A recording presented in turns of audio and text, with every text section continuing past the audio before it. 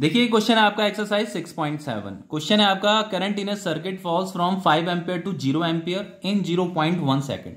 किसी सर्किट में करंट क्या कर रहा है, डिक्रीज कर रहा है, वो 0.1 सेकंड में 5 एम्पियर से 0 एम्पियर हो जाता है। ठीक है, if an average EMF of 200 volt induced, तो उस सर्किट में क्या है बच्चों, ईएमएफ इंड्यूस्ड हो रहा है। कितना एवरेज ईएमएफ इंड्यूस्ड हो रहा है, इतना ईएमएफ इंड्यूस्ड हो रहा है। ठीक है, give an estimate self inductance of the circuit. उस सर्किट का हमें सेल्फ इंडक्टेंस बताना है। सेल्फ इंडक्टेंस का सिंबल क्या होता है, एल होता है। बस यही हमें कैलकुलेट करना है।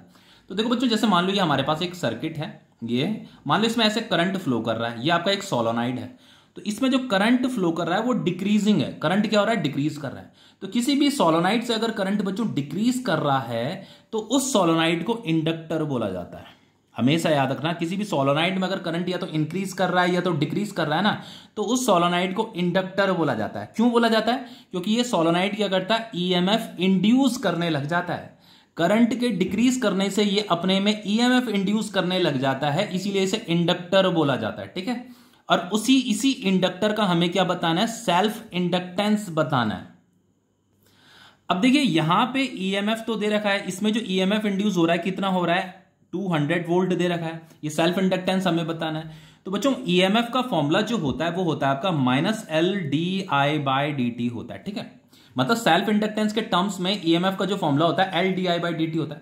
लेकिन जब भी आप न्यूमेरिकल सॉल्व करें तो इस माइनस को आपको लिखने की जरूरत नहीं होती। आप फॉर्मूले को जस्ट इस तरीके से लिखिए, DI/dt बस इस तरीके से लिखिए। यहाँ पे मॉडुलस बना दीजिए, क्योंकि समटाइम्स जब हम चेंज इन करंट निकालते हैं तो ये कभी कभी नेगेटिव आ जाता है, ताकि वो नेगेटिव भी पॉजिटिव हो जाए, इसीलिए यहाँ पे मॉडुलस लगा जाता है। तो देखो सबसे पहले देखो ये L तो मुझे कैलकुलेट करना है, तो L = हो जाएगा आपका, ये आपका EMF डिवाइडेड बाय DI/dt, जिसे rate of change of current बोला जाता है। तो ये EMF तो दे रखा है हमें, देखो कितना दे रखा है EMF कहां गया, 200 वोल्ट। तो ये तो हमें गिवन था 200 वोल्ट। पहले इसे कैलकुलेट कर लेते हैं rate of change of current को। तो rate of change of current को कैसे कैलकुलेट किया जाता है, देखो बताता हूं। तो this is change in current, this is change in time. तो देखो टाइम तो कितना दे रखा है आपका, ये 0.1 सेकंड दे रखा है, तो टाइम तो आपका यहां लिख दीजिए से। और ये चेंज इन करंट है, चेंज इन करंट को कैसे निकालेंगे, final current minus initial current. तो ये आपका फाइनल है, ये आपका इनिशियल है। ठीक है, तो 0 - 5, तो फाइनली ये कितना हो जाएगा आपका, ये -5 है तो यहां मॉडुलस भी लगाते हैं, +5 ही रहेगा। ये 0.1 डेसिमल हटेगा तो यहां 0 आ जाएगा, तो ये कितना आ गया 50।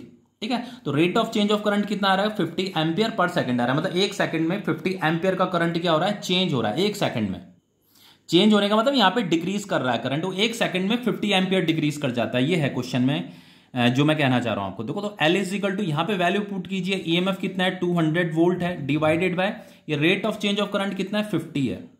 ठीक है, तो ये हो जाएगा आपका 5 4 20। तो सेल्फ इंडक्टेंस कितना आ गया आपका, 4 आ गया।